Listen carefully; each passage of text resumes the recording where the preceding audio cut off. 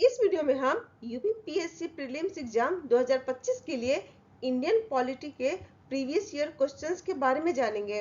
आज के वीडियो में हम 2024 में जो यूपीपीएससी प्रीलिम्स एग्जाम हुआ था उसके क्वेश्चंस को देखेंगे। पहला क्वेश्चन है, भारतीय संविधान में शोषण के विरुद्ध अधिकार के अंतर्गत निम्नलिखित में से किसकी परिकल्पना की गई है? पहला है अस्पृश्यता का अंत, दूसरा है मानव देह व्यापार और बलात्श्रम का निषेध, तीसरा है कारखानों और खदानों में बच्चों की मजदूरी का निषेध और चौथा है अल्पसंख्यकों के हितों की सुरक्षा। नीचे दिए गए कूट में से सही उत्तर चुनिए। ऑप्शंस है पहला, दूसरा और तीसरा, ऑप्शन बी तीसरा और चौथा, ऑप्शन सी पहला और दूसरा और ऑप्शन डी पहला और चौथा। सही आंसर है ऑप्शन ए दूसरा और तीसरा। भारतीय संविधान में शोषण के विरुद्ध अधिकार के अंतर्गत मानव देह व्यापार और बलात्श्रम का निषेध और कारखानों और खदानों में बच्चों की मजदूरी के निषेध के बारे में कहा गया है। अनुच्छेद 15 में अस्पृश्यता के अंत का वर्णन है। अनुच्छेद 23 में मानव देह व्यापार और बलात्श्रम का निषेध की बात कही गई है। अनुच्छेद 24 में कारखानों और खदानों में बच्चों की मजदूरी का निषेध का प्रावधान है और अनुच्छेद 29 अल्पसंख्यकों के हितों की सुरक्षा से संबंधित है। दूसरा क्वेश्चन है, भारत के निर्वाचन आयोग के निम्नलिखित में से कौन से कार्य हैं? पहला है लोकसभा के अध्यक्ष और उपाध्यक्ष तथा राज्यसभा के उपसभापति के पदों के लिए निर्वाचन करवाना। दूसरा है नगरपालिकाओं और नगर निगमों के लिए निर्वाचन करवाना। तीसरा है उपर्युक्त निर्वाचन से उत्पन्न सभी संदेहों और विवादों का निर्णय। नीचे दिए गए कूट में से सही उत्तर चुनिए। ऑप्शंस हैं ऑप्शन ए दूसरा और तीसरा, ऑप्शन बी पहला और दूसरा, ऑप्शन सी पहला और तीसरा और ऑप्शन डी उपर्युक्त में से कोई नहीं। भारत के निर्वाचन आयुक्त के उपर्युक्त में से कोई कार्य नहीं है। तीसरा क्वेश्चन है, निम्नलिखित में से कौन सा एक सही सुमेलित नहीं है? पहला ऑप्शन है अनुच्छेद 153 राज्यपाल का पद, अनुच्छेद 154 राज्यपाल का कार्यकारी प्राधिकार। तीसरा ऑप्शन है अनुच्छेद 155 राज्यपाल को हटाना और चौथा ऑप्शन है अनुच्छेद 156 राज्यपाल की पदावधि यानी कि टर्म। सही सुमेलित नहीं है अनुच्छेद 155 राज्यपाल को हटाना। संविधान के अनुच्छेद 155 में राज्यपाल की नियुक्ति का प्रावधान है। चौथा क्वेश्चन है, भारत के संविधान में निम्नलिखित में से क्या कथित है? पहला, राष्ट्रपति संसद के किसी भी सदन का सदस्य नहीं होगा। दूसरा, संसद राष्ट्रपति और दोनों सदनों से मिलकर बनेगी। नीचे दिए गए कूट में से सही उत्तर चुनिए।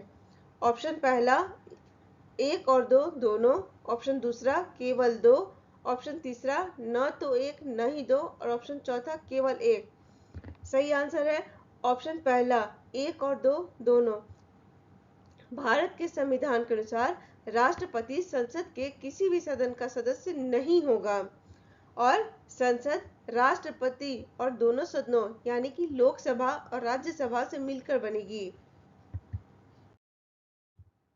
पांचवा क्वेश्चन है, निम्नलिखित कथन पर विचार कीजिए।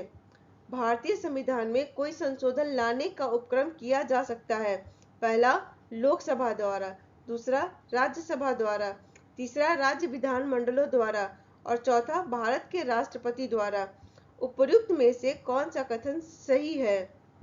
ऑप्शन पहला है पहला, दूसरा और तीसरा, ऑप्शन बी है एक और दो, ऑप्शन सी है केवल एक और ऑप्शन डी है 2, 3 और 4। सही आंसर है ऑप्शन बी एक और दो। भारतीय संविधान में कोई संशोधन लाने का उपक्रम लोकसभा और राज्यसभा द्वारा किया जा सकता है। छठा क्वेश्चन है, निम्नलिखित में से कौन सा एक सही सुमेलित नहीं है? ऑप्शन ए है जीवीके राव समिति प्रखंड स्तर पर नियोजन, ऑप्शन बी दंतेवाड़ा समिति ग्रामीण ऋण ऑप्शन सी संथानम समिति, पंचायती राज्य वित्त। ऑप्शन डी अशोक मेहता समिति, पंचायती राज संस्थाएं। इनमें ऑप्शन सी सही सुमेलित नहीं है। संथानम समिति की सिफारिश पर 1964 में केंद्रीय सतर्कता आयोग का गठन किया गया था। 7वां क्वेश्चन है, निम्नलिखित में से कौन सा संशोधन अधिनियम भारत में स्थानीय शासन संस्थाओं से संबंधित है? ऑप्शन है ऑप्शन ए 63वां और 64वां संशोधन अधिनियम, ऑप्शन बी 86वां और 87वां संशोधन अधिनियम, ऑप्शन सी 42वां और 43वां संशोधन अधिनियम और ऑप्शन डी 73वां और 74वां संशोधन अधिनियम। सही आंसर है ऑप्शन डी 73वां और 74वां संशोधन अधिनियम। 73वां संशोधन अधिनियम पंचायत और 74वां संशोधन अधिनियम नगरपालिका से संबंधित है। 8वां क्वेश्चन है, भाषाई अल्पसंख्यकों के लिए विशेष अधिकारी के संदर्भ में निम्नलिखित कथनों पर विचार कीजिए। पहला, संविधान में प्रत्येक राज्य हेतु भाषाई अल्पसंख्यकों के लिए एक विशेष अधिकारी के पद का प्रावधान किया गया है। दूसरा, 9वें संविधान संशोधन अधिनियम द्वारा इसके लिए एक नया अनुच्छेद 350 भी जोड़ा गया है। उपर्युक्त में से कौन सा कथन सही है? ऑप्शन है ऑप्शन ए केवल दूसरा, ऑप्शन बी न तो एक न ही दो, ऑप्शन सी केवल एक और ऑप्शन डी एक और दो दोनों। सही आंसर है न तो एक और न ही दो, ये दोनों ऑप्शन सही नहीं है।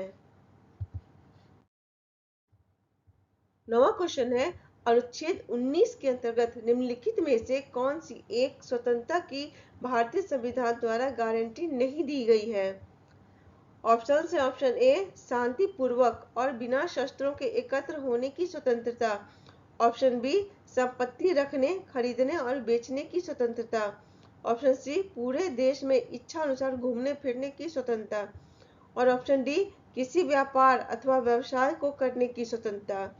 सही आंसर है ऑप्शन बी, भारतीय संविधान के अनुच्छेद 19 के अंतर्गत संपत्ति रखने, खरीदने और बेचने की स्वतंत्रता की गारंटी भारतीय संविधान द्वारा नहीं दी गई है। अनुच्छेद 19 में 6 प्रकार की स्वतंत्रताएं दी गई हैं। पहला है भाषण और अभिव्यक्ति की स्वतंत्रता, दूसरा है शांतिपूर्वक और बिना हथियारों के सभा करने की स्वतंत्रता, तीसरा है संघ या संगठन बनाने की स्वतंत्रता, चौथा है भारत में कहीं भी आने जाने की स्वतंत्रता, पांचवा है भारत के किसी भी भाग में बस जाने की स्वतंत्रता और छठा है कोई भी पेशा, व्यवसाय, व्यापार या काम करने की स्वतंत्रता। 10वां क्वेश्चन है, नीचे दो कथन दिए गए हैं जिनमें से एक को अभिकथन तथा दूसरे को कारण कहा गया है। अभिकथन, भारतीय संविधान के अनुसार एक ही व्यक्ति एक ही समय में दो या दो से अधिक राज्यों के राज्यपाल के पद पर कार्य नहीं कर सकता। कारण है, भारतीय संविधान के अनुच्छेद 153 में यह कहा गया है कि प्रत्येक राज्य के लिए एक राज्यपाल होगा। ऑप्शंस है ए और आर दोनों सही है, किंतु आर ए की सही व्याख्या नहीं करता है। ऑप्शन बी ए गलत है किंतु आर सही है। ऑप्शन सी ए तथा आर दोनों सही है और आर ए की सही व्याख्या करता है। ऑप्शन डी ए सही है किंतु आर गलत है। सही आंसर है ऑप्शन बी ए गलत है किंतु आर सही है। भारतीय संविधान के अनुसार एक ही व्यक्ति एक ही समय में दो या दो से अधिक राज्यों के राज्यपाल के पद पर कार्य कर सकता है और भारतीय संविधान के अनुच्छेद 153 में यह कहा गया है कि प्रत्येक राज्य के लिए एक राज्यपाल होगा। 11वां क्वेश्चन है, निम्नलिखित में से कौन से जोड़े का मिलान सही नहीं है? ऑप्शन है ऑप्शन ए विधि के समक्ष समानता नागरिकों और गैर नागरिकों दोनों के लिए सुनिश्चित की गई है। ऑप्शन बी लोक सेवाओं में अवसर की समानता केवल भारत के नागरिकों के लिए सुनिश्चित है। ऑप्शन सी किसी नए राज्य की स्थापना करना संसद की शक्ति और ऑप्शन डी किसी राज्य का नाम बदलना राज्य विधानमंडल की शक्तियां। इनमें से ऑप्शन डी सही नहीं है। किसी राज्य का नाम बदलना राज्य विधानमंडल की शक्ति नहीं बल्कि संसद की शक्ति है। अनुच्छेद 14 में विधि के समक्ष समानता की बात कही गई है, जो नागरिकों और गैर नागरिकों दोनों के लिए सुनिश्चित की गई है। अनुच्छेद 16 में लोक सेवाओं में अवसर की समानता का प्रावधान है। यह केवल भारत के नागरिकों के लिए सुनिश्चित है। अनुच्छेद 2 में किसी नए राज्य की स्थापना करना संसद की शक्ति है और अनुच्छेद 3 में किसी राज्य का नाम बदलना संसद की शक्ति से संबंधित है। 12वां क्वेश्चन है, नीचे दो कथन दिए गए हैं जिनमें से एक को अभिकथन तथा दूसरे को कारण कहा गया है। अभिकथन, भारतीय संविधान का अनुच्छेद 352 आपातकालीन स्थिति की घोषणा से संबंधित है। कारण, आपातकालीन स्थिति किसी भी समय उत्पन्न हो सकती है। नीचे दिए गए कूट से सही उत्तर चुनिए। ऑप्शन है ऑप्शन ए तथा आर दोनों सही हैं, किंतु आर ए की सही व्याख्या नहीं करता है। ऑप्शन बी, ए गलत है किंतु आर सही है। ऑप्शन सी, ए तथा आर दोनों सही है और आर ए की सही व्याख्या करता है। और ऑप्शन डी, ए सही है किंतु आर गलत है। सही आंसर है ऑप्शन ए तथा आर दोनों सही है किंतु आर ए की सही व्याख्या नहीं करता है। 13वां क्वेश्चन है, संघ लोक सेवा आयोग को निम्नलिखित में किन स्रोतों से कार्य शक्तियां प्राप्त होती हैं? पहला संविधान, दूसरा संसदीय कानून, तीसरा कार्यकारी नियम और आदेश और चौथा परंपराएं। नीचे दिए गए कूट में से सही उत्तर चुनिए। ऑप्शन से ऑप्शन ए पहला और दूसरा, ऑप्शन बी पहला और तीसरा, ऑप्शन सी केवल पहला और ऑप्शन डी पहला, दूसरा, तीसरा और चौथा। सही आंसर है पहला, दूसरा, तीसरा और चौथा। संघ लोक सेवा आयोग को संविधान, संसदीय कानून, कार्यकारी नियम और आदेश और परंपराएं से शक्ति प्राप्त होती है। 14वां क्वेश्चन है, निम्नलिखित में से कौन सा एक सही सुमेलित है? इधर संवैधानिक निकाय दिए गए हैं, इधर संवैधानिक अनुच्छेद। ऑप्शन है ऑप्शन ए निर्वाचन आयोग 165, ऑप्शन बी राष्ट्रीय अनुसूचित जाति आयोग अनुच्छेद 148, ऑप्शन सी वित्त आयोग अनुच्छेद 263, ऑप्शन डी राष्ट्रीय पिछड़ा वर्ग आयोग अनुच्छेद 340। सही आंसर है ऑप्शन डी राष्ट्रीय पिछड़ा वर्ग आयोग। राष्ट्रीय पिछड़ा वर्ग आयोग का प्रावधान संविधान के अनुच्छेद 340 में है। निर्वाचन आयोग का प्रावधान संविधान के अनुच्छेद 324 में है।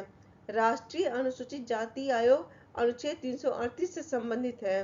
अनुच्छेद 280 में वित्त आयोग का प्रावधान है और राष्ट्रीय पिछड़ा वर्ग आयोग का प्रावधान अनुच्छेद 340 में है। 15वां क्वेश्चन है, निम्नलिखित के सही कालानुक्रम की पहचान कीजिए। पहला है शंकरी प्रसाद बनाम भारतीय संघ, दूसरा है सज्जन सिंह बनाम राजस्थान राज्य, तीसरा है गोलकनाथ बनाम पंजाब राज्य और चौथा है केशवानंद भारती बनाम केरल राज्य। नीचे दिए गए कूट में से सही उत्तर चुनिए। ऑप्शंस हैं ऑप्शन ए पहला 4 3 2, ऑप्शन बी 3 2 1 4, ऑप्शन सी 1 2 3 4 और ऑप्शन डी 3 4 2 1। सही आंसर है ऑप्शन सी 1 2 3 4। शंकरी प्रसाद बनाम भारतीय संघ 1951 में हुआ था। सज्जन सिंह बनाम राजस्थान राज्य 1965 में हुआ था। गोलकनाथ बनाम पंजाब राज्य 1967 में हुआ था और केशवानंद भारती बनाम केरल राज्य 1973 में हुआ था। 16वां क्वेश्चन है, सूची 1 को सूची 2 से सुमेलित कीजिए और सूचियों के नीचे दिए गए कूट का प्रयोग कर सही उत्तर चुनिए। सूची 1 सहकारी संघवाद, सूची 2 में केसी वेयर, ऑप्शन बी है सौदेबाजी संघवाद आइवर जेनिंग्स, ऑप्शन सी है अर्ध संघवाद मोरिस जोन्स और ऑप्शन डी है केंद्रीकरण की प्रवृत्ति वाला संघवाद ग्रेनविल ऑस्टिन। कूट दिया गया है। ऑप्शन से ए का दूसरा 2 4 3 1, बी का 2 1 4 3, सी का 4 3 1 2 और डी का 3 2 1 4 1। सही आंसर है ऑप्शन सी 4 3 1 और 2। 17वां क्वेश्चन है बलवंत राय मेहता समिति द्वारा अनुशंसित त्रिस्तरीय पंचायती राज में निम्नलिखित में से कौन सा एक स्तर नहीं है। ऑप्शन से ऑप्शन ए पंचायत समिति, ऑप्शन बी ग्राम पंचायत, ऑप्शन सी जिला पंचायत और ऑप्शन डी न्याय पंचायत। सही आंसर है न्याय पंचायत। बलवंत राय मेहता समिति द्वारा अनुशंसित त्रिस्तरीय पंचायती राज में पंचायत समिति, ग्राम पंचायत और जिला पंचायत का वर्णन है। 18वां क्वेश्चन है लोकपाल और लोकायुक्त अधिनियम 2013 के अनुसार लोकपाल की नियुक्ति राष्ट्रपति द्वारा एक चयन समिति की सिफारिशें प्राप्त करने के बाद की जाएगी, जिसके अध्यक्ष प्रधानमंत्री होंगे तथा जिनमें अन्य लोगों के अलावा निम्नलिखित शामिल होंगे। पहला, भारत के मुख्य न्यायाधीश या उनके द्वारा नाम निर्दिष्ट उच्चतम न्यायालय का कोई न्यायाधीश। दूसरा, राज्यसभा के सभापति।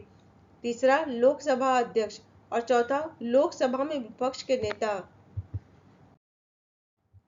नीचे दिए गए कूट में से सही उत्तर चुनिए। ऑप्शन से ऑप्शन ए 1 2 और 3, ऑप्शन बी 2 3 और 4, ऑप्शन सी 1 2 3 और 4 और ऑप्शन डी 1 3 और 4। सही आंसर है ऑप्शन डी 1 3 और 4।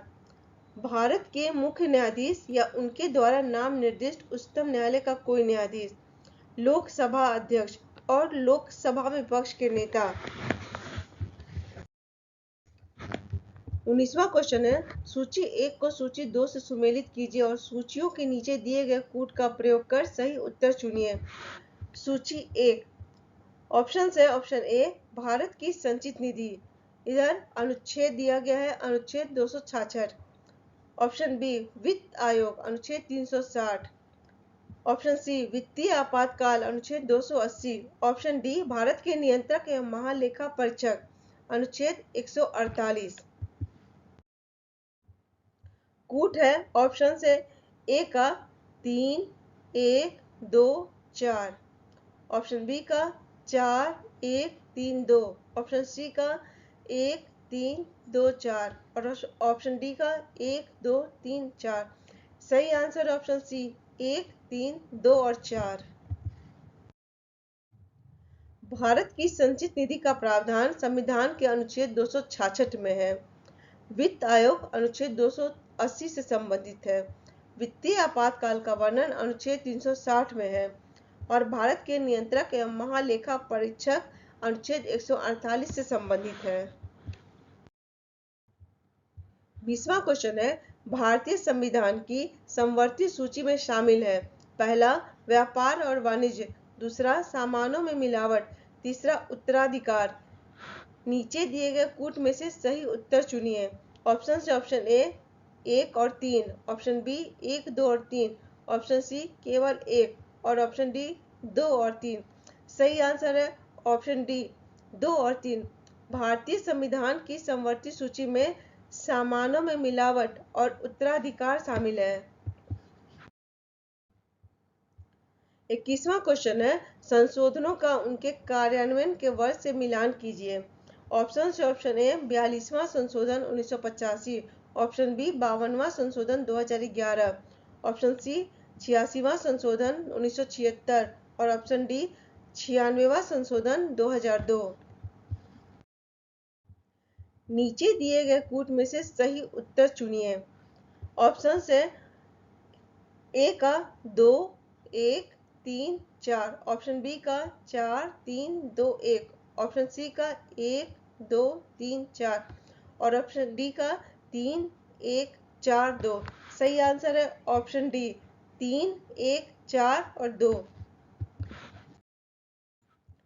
42वां संविधान संशोधन 1976 में हुआ था। 52वां संविधान संशोधन अधिनियम 1985 में हुआ था। 86वां संविधान संशोधन अधिनियम 2002 में हुआ था और 96वां संविधान संशोधन अधिनियम 2011 में हुआ था। ये सभी क्वेश्चंस आने वाले परीक्षा की दृष्टि से काफी महत्वपूर्ण है।